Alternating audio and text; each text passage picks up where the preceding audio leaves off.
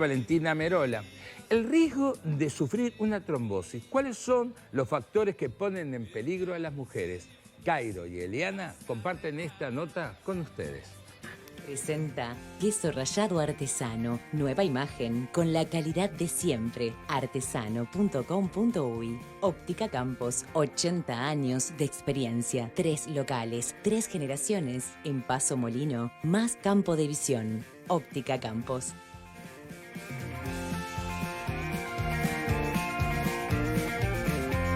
Vamos a devolverle el tilde a la doctora Merola. Bienvenida, ¿cómo estás? Bien, bueno, muchas gracias por la invitación, por darnos la oportunidad de hablar de este tema que nos preocupa tanto y que es tan importante. ¿Cómo definimos qué es la trombosis? Bueno, la trombosis hace referencia o se refiere a la formación de un coágulo o trombo, y por eso su nombre, que esto puede ocurrir tanto a nivel de las arterias como de las venas, en la circulación, ¿no?, de las personas. Cuando ocurre a nivel arterial, esto es una entidad mucho más conocida, que la gente tiene mucho más presente, que conoce sus factores de riesgo. Me refiero específicamente a las formas de presentación más conocidas, el infarto de miocardio, el accidente cerebrovascular. Pero tenemos mucho menos conocimiento a nivel popular de lo que o de cómo se presenta o de qué representa una trombosis a nivel venoso. Claro. La trombosis a nivel venoso ocurre con mayor frecuencia o la forma más típica de presentación es a nivel de los miembros inferiores.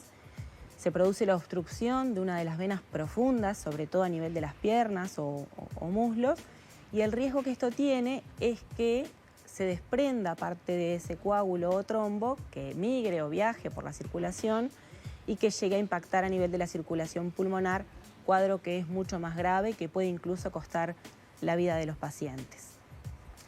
¿Cómo se manifiesta, digamos, ¿no? Uno cómo se puede dar cuenta que está haciendo una trombosis, por ejemplo? ¿En qué momento se puede dar cuenta? Bien. Bueno, la trombosis a nivel de las piernas o de los miembros inferiores se presenta con, en general, aparece de forma brusca una hinchazón o edema, como decimos a nivel más, digamos, desde el punto de vista médico, que es muy doloroso, extenso, que en general no mejora elevando el miembro. Cuando uno se pone, es común que a uno se le puedan hinchar las piernas, en general ocurre en las dos piernas, pero cuando uno eleva los miembros eso puede mejorar. La trombosis venosa generalmente ocurre en un solo miembro, es muy raro que dé los dos a la misma vez, y como les decía, es una hinchazón, un edema que es tenso, es muy doloroso y que no mejora. Incluso puede haber cambios en la coloración de la piel puede quedar algo roja y sensible. Esa es la forma de presentación de la trombosis a nivel de los miembros inferiores, pero cuando esto ya es un cuadro más grave, parte de ese trombo o coágulo migró e impacta a nivel pulmonar, ahí ya la presentación es con falta de aire, agitación, puede haber incluso dolor para respirar, algo de expectoración con sangre, incluso hasta pérdida de conocimiento o un desmayo. Doctora, sabemos que la trombosis puede atacar tanto a hombres como a mujeres, pero ¿por qué las mujeres tienen más riesgo de sufrirla? Bueno, las mujeres tienen a lo largo de su vida diferentes momentos en los que se exponen a estrógenos, y la exposición a estrógenos es un factor de riesgo, o sea, aumenta el riesgo de desarrollar trombosis.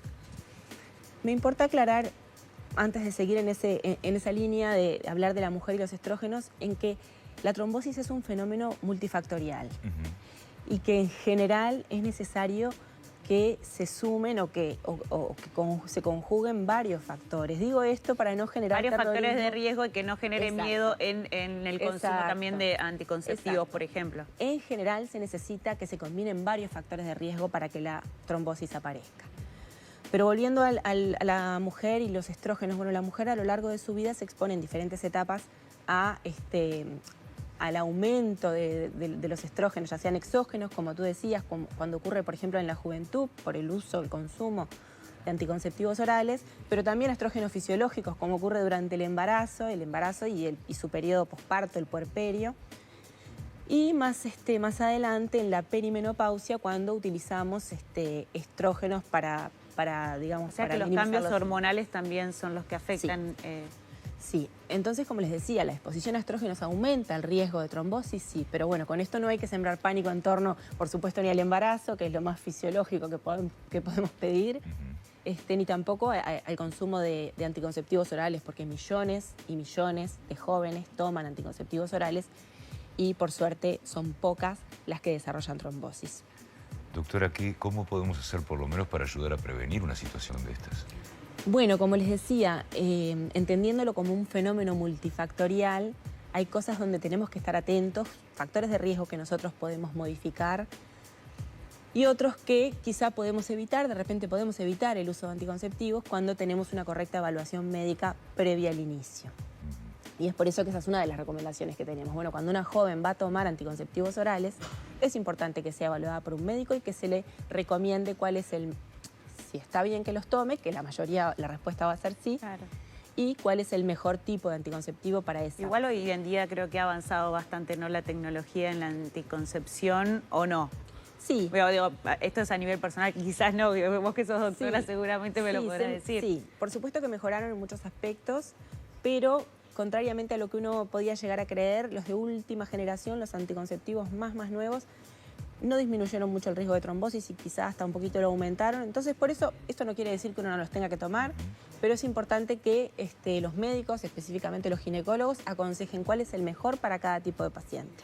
Más allá de esta conversación que estamos teniendo contigo, ¿te ibas a decir algo? ¿Te interrumpí? Bueno, sí, quería un poco en esto que me preguntabas de cómo lo podemos evitar. Sí. Bueno, la correcta evaluación previa a la exposición a estrógenos exógenos, eso es muy importante, pero también hay otros factores de riesgo que nosotros podemos modificar.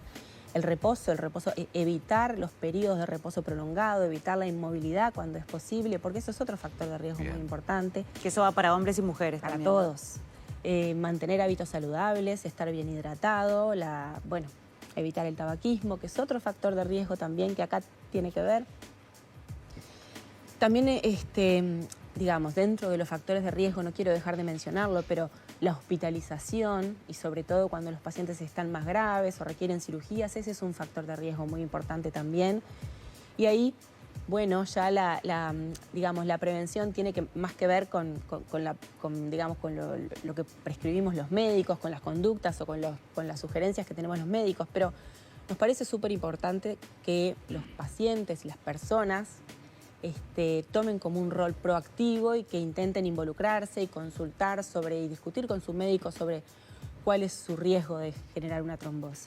Doctora, más allá de que en este momento estás informando, ¿verdad? Y mucha gente nos está viendo, ¿hay alguna página a la que se puede ingresar para informarse sobre esta enfermedad? Bien, bueno, estamos en la campaña del Día Mundial de la Trombosis. Esto es una campaña que está impulsada por la Sociedad Internacional de Trombosis y Hemostasis, ISTH por sus siglas en inglés, que es una sociedad internacional que nuclea profesionales de la salud de todo el mundo y que tiene como objetivo, esta campaña tiene como objetivo difundir información, o sea, que la gente conozca los factores de riesgo, porque es una enfermedad que de alguna forma es prevenible. Claro. Entonces es importante que las personas conozcan los factores de riesgo, conozcan su propio riesgo si es que se puede, y que tomen medidas También las dentro de lo mujeres posible. embarazadas, ¿no? Porque también puede afectar al feto también, ¿no? Una trombosis o quizás, no La sé, trombosis- hereditario.